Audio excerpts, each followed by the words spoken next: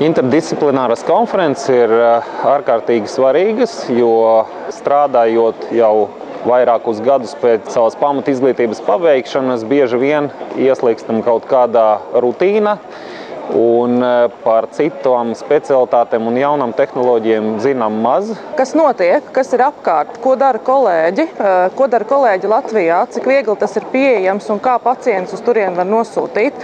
Tāpēc šādas tikšanās ārstiem ir ļoti svarīgas, jo viņās ne tikai var iegūt informāciju par jaunākajām tehnoloģijām, par jaunākajām metodēm, bet arī pakonsultēties un parunāt vienam ar otru, lai vēlāk būtu vieglāk pacientiem stāstīt, kur viņiem doties atgūt savu veselību.